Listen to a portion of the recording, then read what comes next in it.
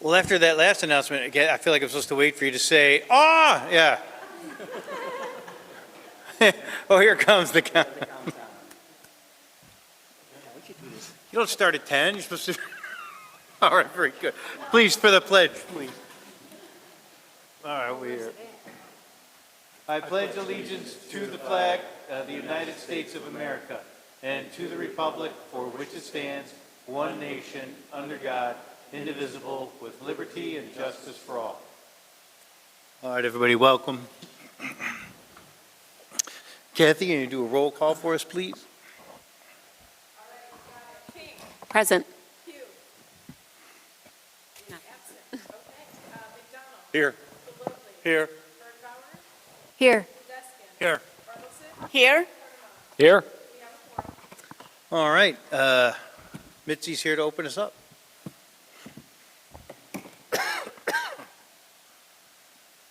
All right, let's pray. Great and gracious God, thank you for all your gifts. Thank you for keeping us safe in the storms and that there was no loss of life or limb. As the mayor and council members come together to deliberate and conduct the matters at hand, would you give them wisdom? Would you give them eyes to see the unseen, ears to hear the unheard, to proceed with compassion, empathy, and in careful consideration of the great responsibility that's on their shoulders? Bless them with unity, bless their homes and families, and please continue to bless our first responders, our educators, our business owners, all the hardworking city employees who together help make Lockport a wonderful place to live, and all their families. Amen. Amen. Thank you, Mitzi. All right, friends, we'll do some liaison reports. Susie, you want to start us off? Sure. For special events, we have our last night for cruising into Lockport. It will be Monday, August 25th. It will be a car show along State Street. The cars will be orphan car nights, so basically any car that you want to bring, I guess. And the band will be Centerfold playing a tribute to female rock legends. There will be inflatable slides for the kiddos, so come on next Monday for the last cruising into Lockport. The next on the list is Sweets and Savory Tour. On Sunday, September 14th from 11 till 3, take a culinary tour of Lockport's eateries and visit as many local landmarks as you can. Support local businesses. Ticket proceeds go back to participating restaurants. And new this year, Sweets and Savory tote to collect goodies along the way. A digital route map, trolleys will continuously run both routes. Tickets are now on sale, $30 a person or $25 for groups of 6 or more. Then we have Fridays in the Park, coordinated by Gallery 7, from 6 to 9 p.m., music at 7. The next one is scheduled for Friday, August 22nd. It is rescheduled from July 11th. The band performing will be Velvet Rose, and they will be playing Motown hits. Donations of school supplies to one family of Illinois will be taken that night. Then the next Fridays in the Park will be September 5th, with the band Simple Remedy playing American and country tunes. Donations of toiletries to guardian angels and homeless vets will be taken in of Will County. Then we have 2 events with Hell's Gate Haunted House. Movies at Roxy, it's sold out. It's The Fright Stuff, a documentary detailing the history of the haunted house industry created by the owner of Hell's Gate. And then we have Hell's Gate Costume Party, 21 and over, on Saturday, September 13th from 7 to 11. It will be a community celebration full of Halloween entertainment, including a sneak peek at Hell's Gate newly built mausoleum, live music, food trucks, and a cash bar, games and raffles, and a costume contest will take place, and tickets are now on sale, $40 a person until August 31st. And that's it. Right on. Thank you, Susie. And by the way, the costume party, which was formerly called Spooky Night Out, was originated as a fundraiser with the Women's Club to help pay for the old boatyard park.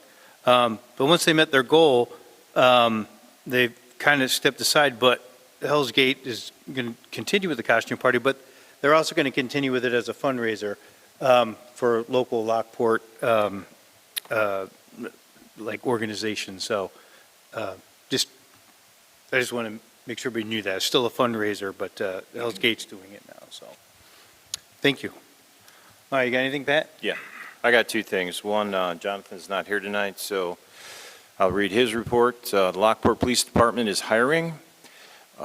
They will be conducting testing for new officers on Sunday, October 5th, 2025 at 8 a.m. Applications, requirements, and additional testing information can be found on our city website and the blueline.com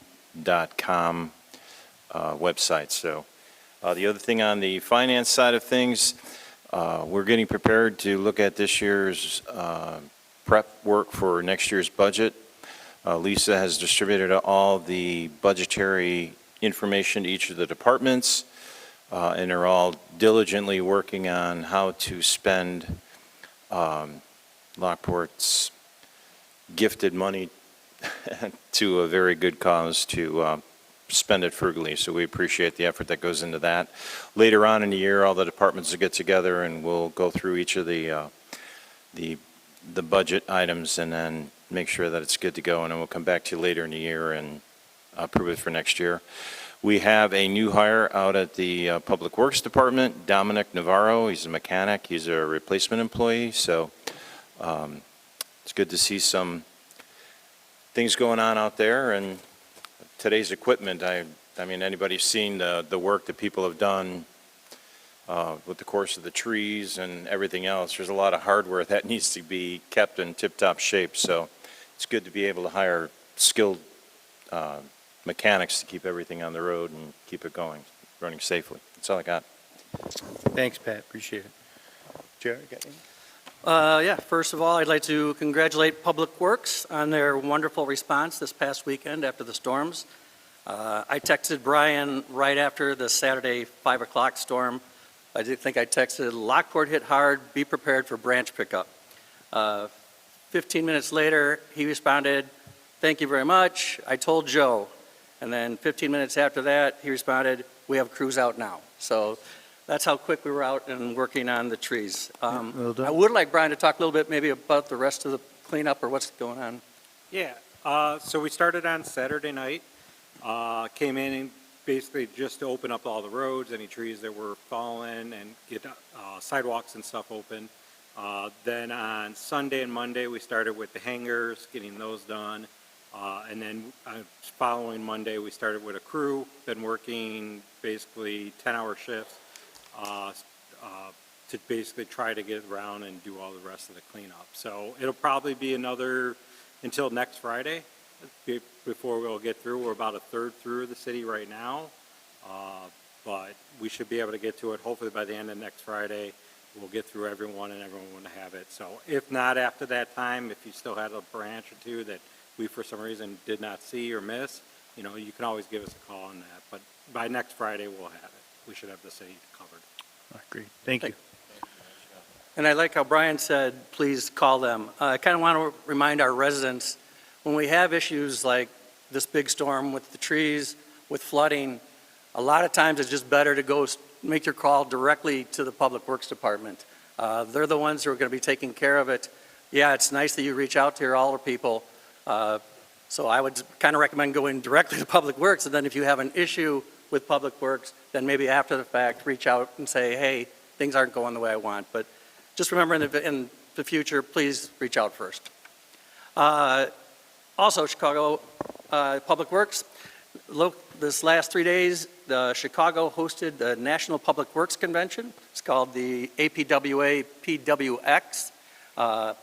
PWX provides a first-class multimodal learning experience designed for professionals at all levels and across the entire spectrum of public works.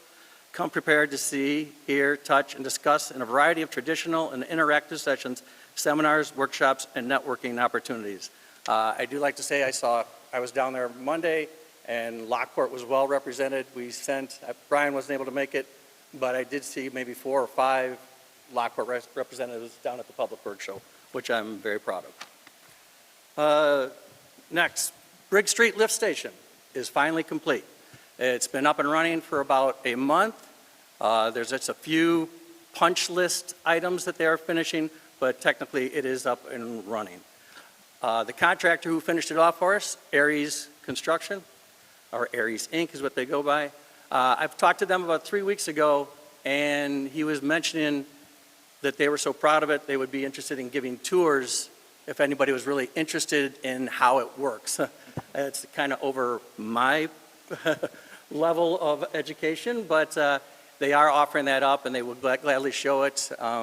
So get a hold of me, or and I know Steve Cardamone also knows Ryan Hill, who's the owner of that company, so that we can work it out without having a conflict of interest or meetings violation. Speaking of lift stations, we're going to talk a little bit later about 13th Street lift station. Kind of want to put my 2 cents in now since we just finished this Briggs Street one. We're proposing a design build. I know some people aren't comfortable with design build, but a lift station is a perfect use for a design build project, especially when you get a contractor who knows what they're doing right away into a project. So I just throwing my 2 cents out there. I like where we're going for this next project on 13th Street. You saw the headaches that we had with Briggs Street. That one we designed, we went out for bid, we accepted the low bidder. The low bidder did not perform. So we can run into so many headaches no matter which way we do it, but I am not anti-design build for this next one. And finally, Route 7 is still on completion for November completion. So people keep asking, it's November. Okay. That's what I have. Very good. Thank you, JR. Christina, you got anything? I really don't have anything for sustainability. However, I do have something for heritage and architecture. Today, we went over the facade restoration of 931 South State Street. Just to give you perspective, that's the one by Embers, and it used to have the nail salon in there. They're going to go ahead and they want to bring it back to its original. The Jan Bartlett building, is that the one? Yes. Okay, very cool.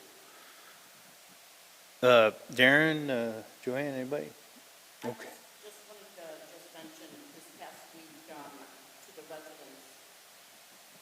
Sorry. This past week, and I spoke to Ben about it, I received a letter from, it looked like from ComEd, and it had Lockport residents that there was a rebate that we were supposed to get. So I called Ben and asked him if this was legit. He didn't think it was, and I don't know, Ben, if you were able to find out anything for us, but if you could elaborate on that, please. Yeah, I did share it with my ComEd rep, and we're waiting for them to get back to me, but it really looked like more of a phishing scam where it just said you got a credit on your ComEd bill, but in the fine print, it was like, the way it was worded, it was Yeah. really like you need to change your service to get the credit. Well, that's just a sales pitch. Right. So it is a little confusing. So I wanted to share with ComEd first to make sure, I don't know if they get permission to do those things or not. And then we were going to do a PSA based on that response, so I'm still waiting for them. Yeah, and I just like to warn all the residents that if you do get something in the mail that just doesn't seem right, because nobody gives you a $100 credit or whatever in these days, so please call the City Hall and talk to Ben or someone that could help you figure out if the letter that has been sent or postcard is legit or not, because that would save you a lot of money in case you get caught up in the scam. So, thanks for mentioning about the branches. I had a call that someone was, one of the residents was concerned when the branches were going to be picked up. Brian explained that within a week or two at the most, depending on how the weather holds out, that these branches will be picked up to have them at the curbside, so that way they can be picked up when the trucks come by. There's no special date that we can give because we just never know, but they're on it. Public Works is definitely on it. So thank you. All right, crew. Well, thank you for all the updates. I guess we can move on to looking for a motion to have a consent agenda tonight. So moved. All right, Second. Joanne. Get a second. Oh, sorry, I didn't hear you down there, Susie. I'm sorry, and Susie. All in favor? Aye. All right, so tonight we're looking for approval for our regular city council meeting minutes from August 6th, committee of the whole meeting minutes from August 6th, our payroll period ending August 3rd, intergovernmental agreement with Will County School District 92 for reciprocal reporting with the Lockport Police Department, the release of bonds for the acceptance of parkway trees in Clover Ridge, which is Resolution 25067, and then the semi-annual executive session minute review. So looking for a motion to approve those. All right, Pat and JR. And can we have a roll call, please? You got it. King, Yes. Pugh is absent. McDonald, Yes. Galogly, Yes. Bergbauer, Yes. Deskin, Yes. Bartleson, Yes? Cardamone. Aye. Motion passes. All right. Next, we're looking for a motion to approve our bills from August 12th. So looking for a motion there. Christina, and was it or Pat? Any questions? No, we'll do a roll call, please. You got it. King, Yes. Pugh is absent. McDonald, Yes. Galogly, I abstain. The city of Lockport is paying my employer for some copper tubing. Bergbauer, Yes. Deskin, Yes. Bartleson, Yes? Cardamone. Aye. Motion passes. All right, next, we're looking for a motion for, to approve Resolution 25066, which is the concept plan for the Crash Champions move over at the lot near Dooley. So, Did you miss Jump the in other the one? grocery store fix, or- I'm sorry, I just totally jumped right down. Let's go to CA1 first, thank you, everybody. Ordinance number 25008, it's the municipal grocery tax. This is, we're looking for a motion to approve. I'll make that motion. Second. All right, JR and Darren, and basically, we're just agreeing if we vote for this to keep the current tax in place as is. So, any questions? And we'll. No, I would just like to make it clear that we are keeping the current tax. We're not, it's staying the same. We're not adding additional tax. I just want to make that clear to the public. Well, technically, anything, in my opinion, I'm voting no for this. Anything that we have an opportunity to decrease, I feel that we should decrease. So, And those opportunities are there for any of our taxes at any time, actually. This was just one that Springfield decided to do on behalf of all of Illinois, even though they don't collect any of the money. So it was a bit disingenuous of Springfield. So most of the municipalities, almost every municipality I know has chosen to keep it, just so that if we're going to do some cuts, as we mentioned earlier, last time we talked, it's like, I think a more reasonable way to do it is if we want to do it, let's be more aggressive with our property tax rate, so it affects solely our Lockport residents. But that's good. Steve, you spoke your mind, I'm glad you did.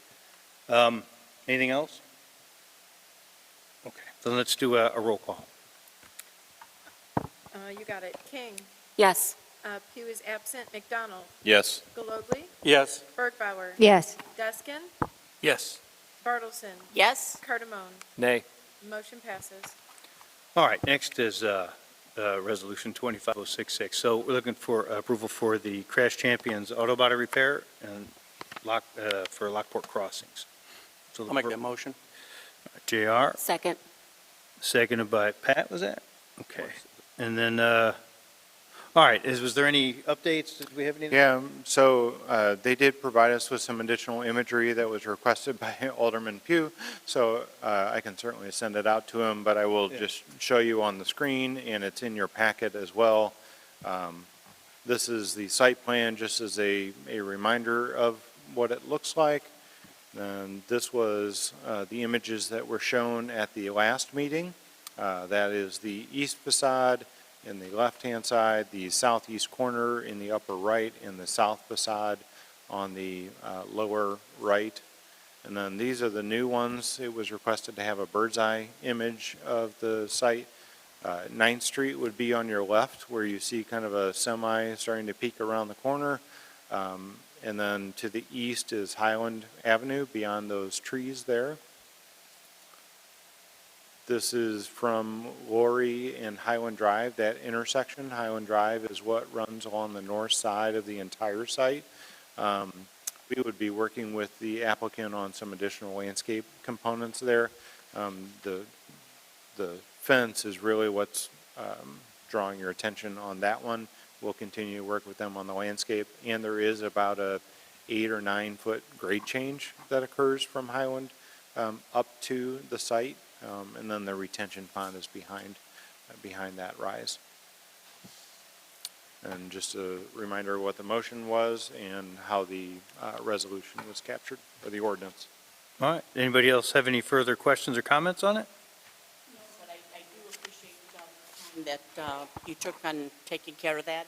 I didn't know that it was really necessary to do this. We kind of had that presentation. I think it was pretty well understood. I think it was more time that was needed, but thank you very much for doing it. Well said, I second that.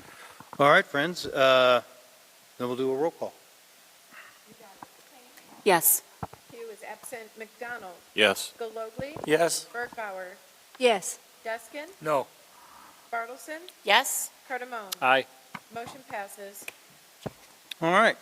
Next on the agenda is looking for approval for Resolution 25069, accept the proposal for the 13th Street Lift Station. JR had alluded to this earlier. Looking for a motion. I'll make the motion. I'll second. JR and Darren. I just have a couple of comments Yeah, about that. Please. The 13th, this lift station, correct me if I'm wrong, Brian, but it's caused a lot of grief uphill at the top of the hill up in my area because some things were out of date, some things were electrical switches weren't being turned on, and so it's caused a lot of flooding for a lot of years because it wasn't. I'm just happy, and the people that live in my neck of the woods are going to be happy that they're no longer going to be flooding, hopefully. So, Okay. Thank you, Darren. Anything else? Then we'll do a roll call, please. You got it. King. Yes. Pugh is absent. McDonald. Yes. Galogly. Yes. Bergbauer. Yes. Deskin. yes. Bartleson. Yes? And Cardamone. Aye. Motion passes. Right on. Any new business? Everybody good to go? All right. I had no open floor comments, so we will look for a motion to adjourn. I'll make that motion. Second? Okay. Susie and So who is Joanne. it? Susan and Joanne, yes. Mhm. All right. All in favor? Aye. Okay.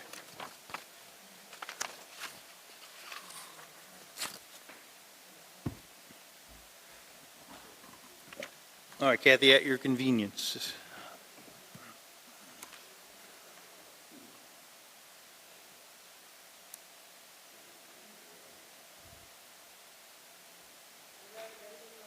Yeah, please. Well, I think Christina just stepped off just for a second. Oh, no, wait.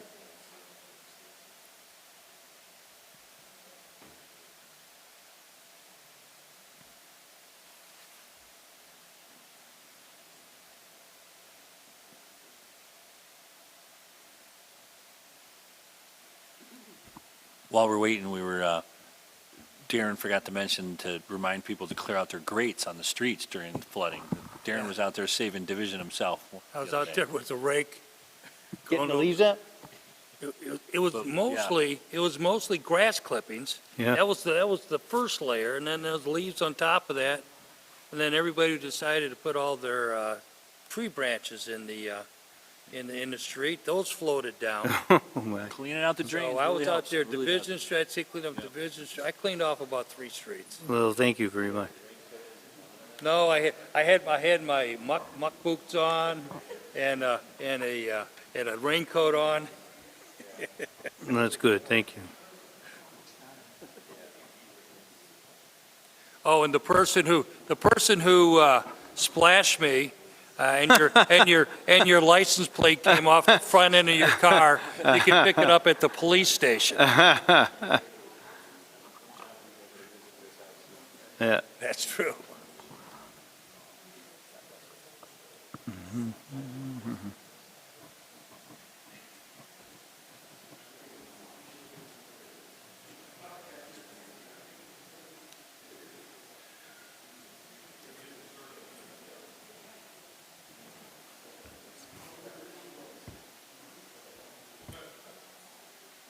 Break their house, took down the gutters on the garage, but they couldn't get out. Understandable. So, right? And then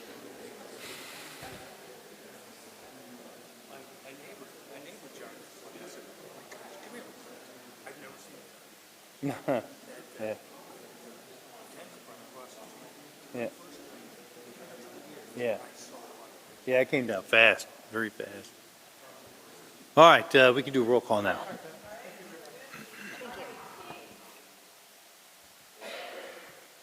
No, we're doing roll call, sorry.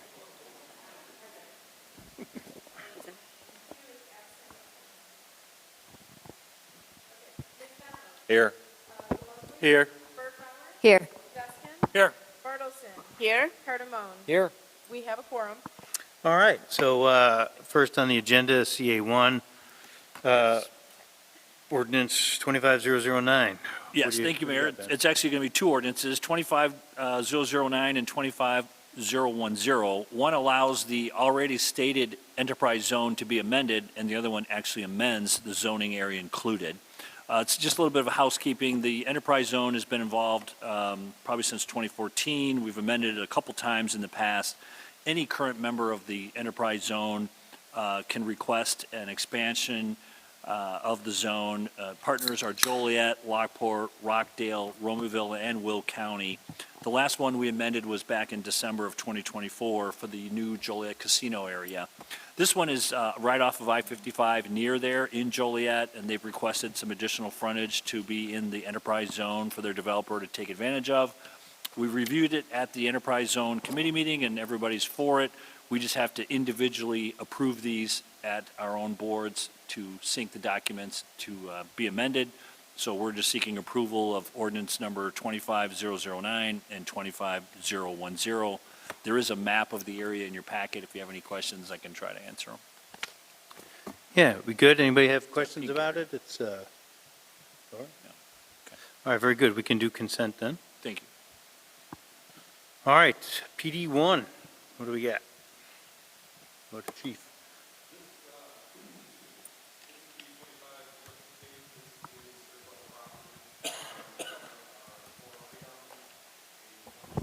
Two 2016 Ford Explorers, one 2014 Ford Explorer, and a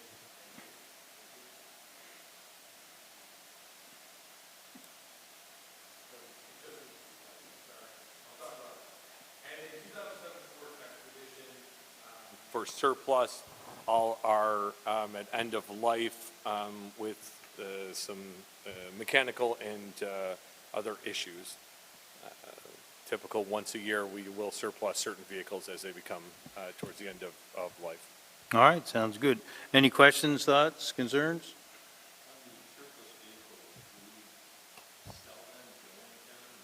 We sell them at auction. Correct. And Get these your are set for- Bluesmobile, man. Mm-hmm. Yes. All right.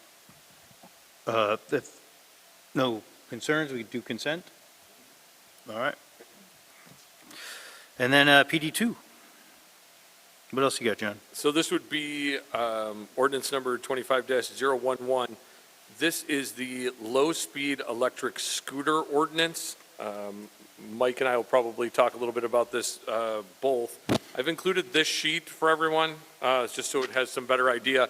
There is some confusion between a scooter, dirt bike, electric bicycles, so there's can sometimes be confusion.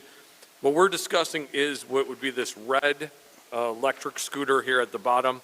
To give a quick history, last year in August of 2024, the state of Illinois passed a law about e-scooters. These are called low-speed e-scooters.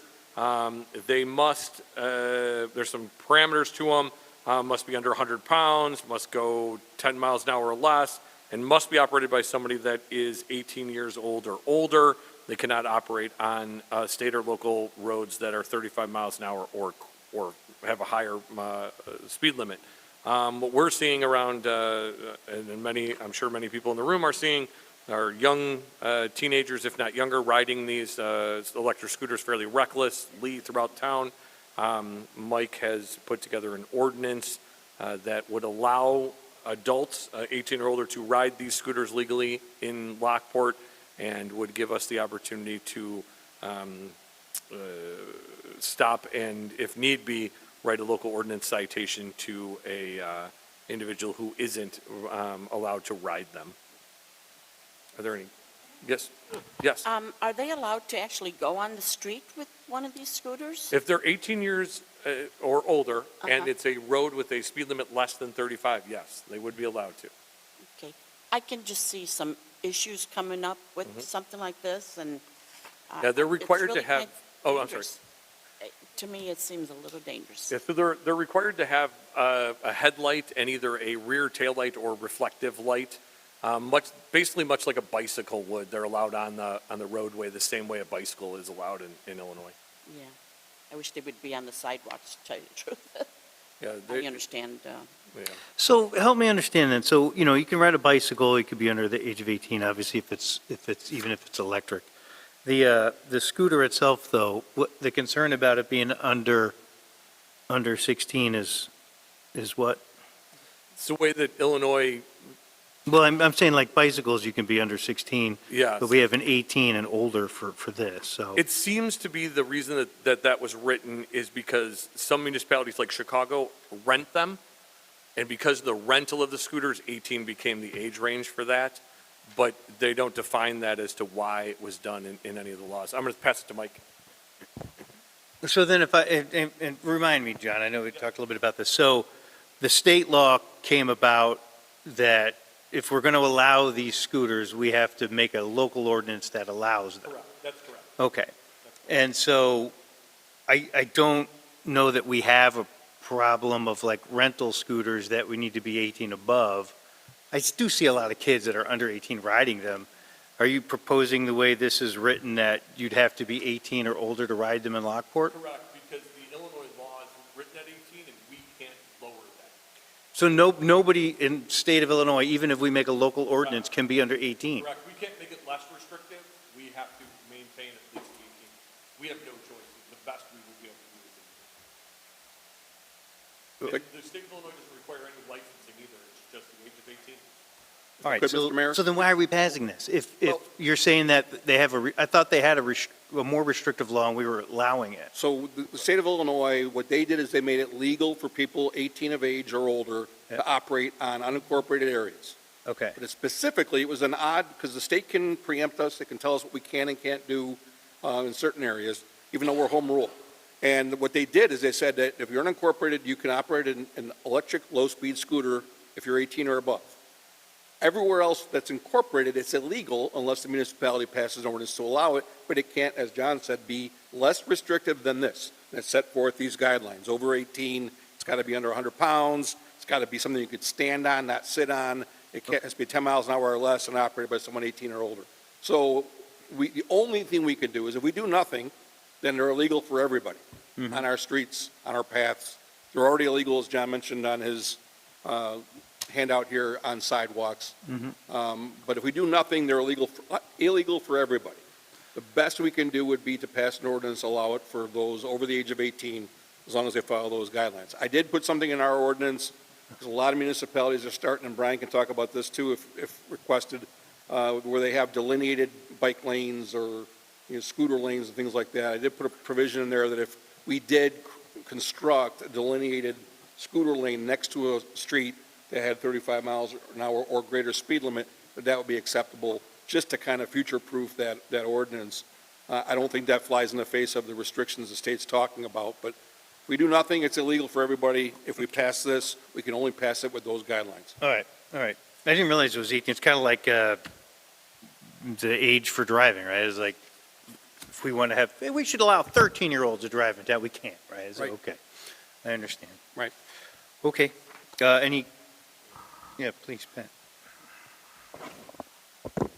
The fact that these are able to go 20 miles an hour is a little concerning if we're saying that they can take them out on like the trails that traverse between here and Lamont, because then that's loose gravel.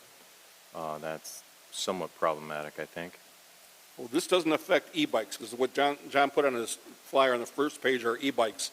I will tell you that it gets even more complicated. They just passed, or I should say the House and the Senate just passed a bill that's sitting on the governor's desk right now to classify all e-bikes as bicycles. So they'll come under the same guidelines as bicycles. I don't know whether the governor's going to sign it or not. And I'm going to a symposium on this next month because municipalities are scrambling to address that as well. But that's not what we're talking about tonight. We had to change the second ordinance, which is the unlicensed off-road motor vehicles, because our current version excludes these scooters. And so we had to change that just to kind of fit into the new ordinance if the council chooses to pass the first one. Okay. We still need to amend the second one because otherwise it would exclude it and it creates a conflict in our ordinances. But the e-bikes is something we'll have to address in the future depending on whether the governor signs it or not. Is there any constraints about insurance requirements? No, it's still considered not in the same category as a motor vehicle, like a car or a motorcycle, that would require liability insurance. That hasn't touched the legislature yet. I'm not saying it won't ever, but it hasn't yet. So no. Yeah, John's going to have a little bit of a problem because I've seen scooters literally on the street with no headlight, no taillight, just dark, flying down the street. And the bigger problem that we can complain on are these electric dirt bikes, because they can go 40, 50 miles an hour, and they're operating off a battery, and that fits in under our code on unlicensed off-road motor vehicles.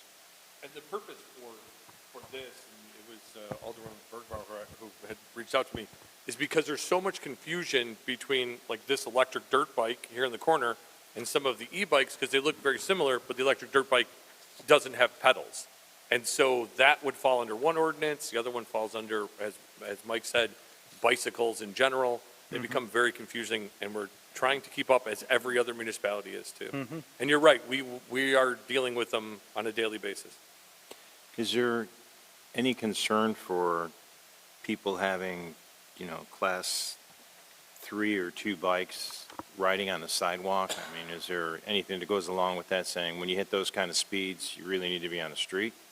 I think our experience thus far is we are seeing them on the street. What has become a little bit of an issue is certain people are now riding them as if they are motor.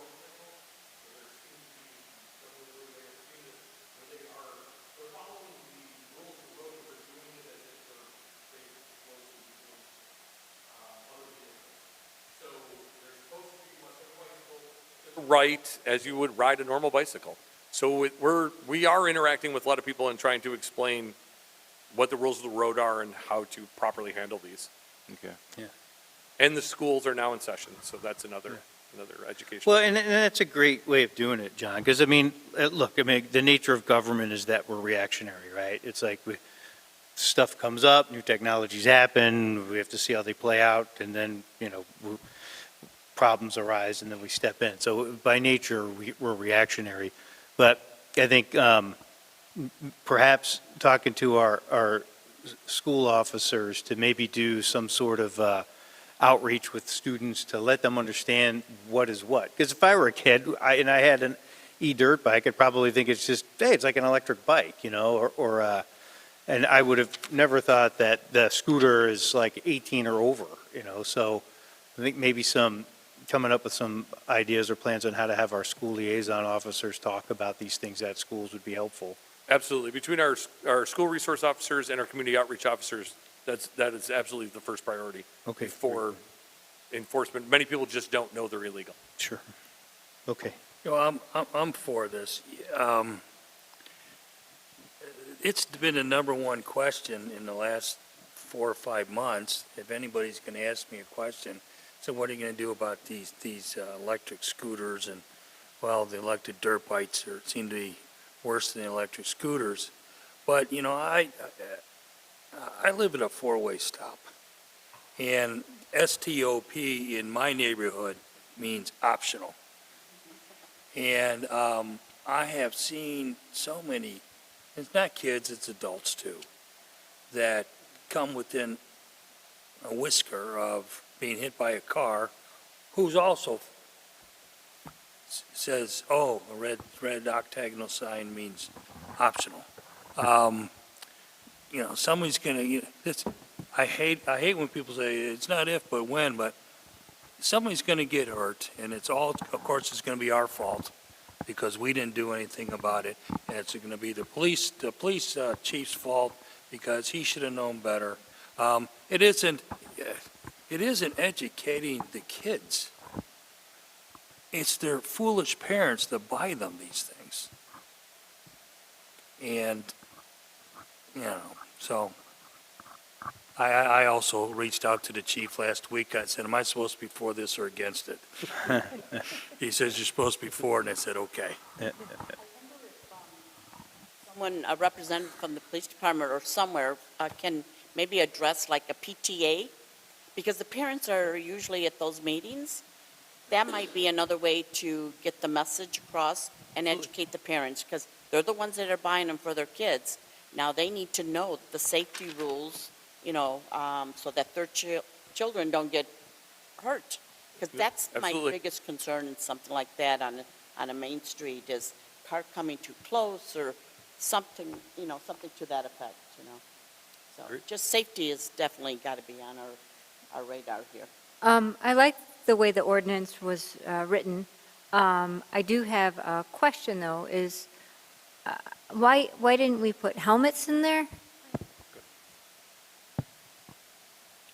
To answer your question, when we were looking at the state statute and we knew we couldn't go any stricter than that, it was a twofold process. Number one, we already have an issue where we know we have children that are riding these, and it's illegal since last August, as John mentioned, at the state level, and we hadn't passed anything yet. So it's one of these things where I didn't quite know what the temperature of the city council was going to be on, whether they wanted to pass it or not, how restrictive they wanted to be. This is the draft that we put forward to the committee of the whole. Certainly can be tweaked if there's an appetite for that on the city council. The kind of temperature I took was that we wanted to be as, you know, unrestrictive as possible if we were going to allow it, and then if the council told me otherwise, we can always amend that. But that was kind of the thought process. We're not a helmet state even for motorcycles. And so it just seemed to me that based on so far, in the 3 months I've been here, this council doesn't seem to get overly restrictive and govern more than they have to, and we don't do that for motorcycles. So that was kind of where I was figuring you might land, and if I'm wrong, I'd be happy to amend it. And the other thing is, I like the idea that you did public service instead of a fine. I thought that was good. All right, friends, anything else? Are we okay with consent then? I think we're all seeing eye to eye on this. And then PD3 is basically just housekeeping at that point, right? Yes. Okay. So are we good with consent on PD3 then to tighten up? Okay. All right, everyone. I guess that's it. Anything else? Good to go? Looking for a motion to adjourn? JR Second. and Susan, all in favor? Aye. I don't, thank you. Who motioned? I'm sorry. JR? Okay, got you. Thank you.